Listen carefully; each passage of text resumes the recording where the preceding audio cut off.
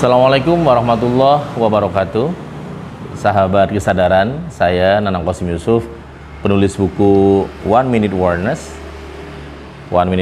dari Gramedia, penulis buku Seven Awareness dari Gramedia, dan 21 Days to be Transhuman dari Zaman. Tiga buku ini kenapa saya ingin sampaikan? Karena tiga buku ini menjadi formula untuk menaikkan kapasitas dan kualitas sumber daya manusia di Indonesia untuk meninggalkan good menjadi great. Banyak orang dan juga banyak organisasi, banyak perusahaan yang dia dulunya hebat, dulunya terkenal, dulunya laris, dulunya brandnya juga luar biasa, tapi kemudian menghilang. Pertanyaannya why? Di dalam Seven Awareness, terutama analisa buku Seven Awareness, ternyata penyebab utamanya adalah karena banyak di antara mereka sudah merasakan keadaan good, keadaan yang sangat good, ya. Ketika seseorang atau perusahaan atau organisasi dia sampai di level good, maka seringkali akan meremehkan pesaing, akan meremehkan ya lingkungan lagi, dan menganggap bahwa dia sudah one and only. Tidak ada satupun yang akan sama dengan dia. Justru ketika Anda di perusahaan, ketika Anda organisasi, ketika Anda pribadi one and only, hanya Anda satu-satunya, disitulah kesempatan malah akan mudah untuk jatuh. Kenapa? Karena keadaan good membuat Anda akhirnya menutup mata terhadap opportunity, menutup mata terhadap tantangan, bahkan menghindari tantangan. Anda akan lebih cenderung untuk menghindari masalah, menghindari gesekan, menghindari problem. Kenapa? Karena ada banyak hal-hal yang nggak diinginkan. Tapi para pemenang sejati, seperti dalam buku One Minute Awareness, saya tulis bahwa kalau pisau diasah oleh batu, manusia diasah oleh manusia-manusia lainnya. Bayangkan ketika pisau diasah oleh batu. Kalau pisau bisa bicara, dia akan teriak, mengatakan sakit, cukup, lelah, derita, dan sebagainya. Tapi apa yang terjadi, sahabat? Ketika pisau telah diasah oleh batu, pisau menjadi tajam, begitu-betul berguna.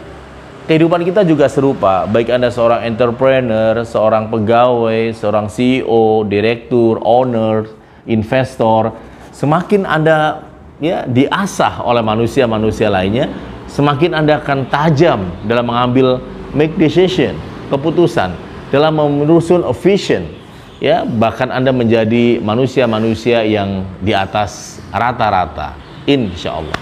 Nah, sahabat-sahabat yang great, kualitas sumber daya manusia di Indonesia, kalau menurut saya terbagi menjadi tiga masa. Ada kualitas sumber daya manusia di masa lalu. Artinya mereka orang-orang sukses dengan referensi yang begitu bagus, tapi kemudian hanya di masa lalu, ya, tidak bisa menghadapi perubahan, tidak bisa menghadapi sebuah kenyataan yang hidup yang begitu berat seperti pandemi pada hari ini. Ada banyak leaders, ada banyak manajer, ada banyak orang-orang sukses yang dia berhasil tapi di masa lalu. Ada banyak artis, mungkin Anda pernah mendengar, melihat beberapa artis yang dulunya bandnya begitu populer, musiknya begitu sering nyanyikan oleh banyak orang, tapi kemudian tenggelam. Kenapa? Karena dia memang sukses atau SDM ya di masa lalu. Yang kedua adalah SDM yang hari ini. Dia hanya berpikir saat ini, keadaan hari ini, termasuk situasi pandemi pada hari ini.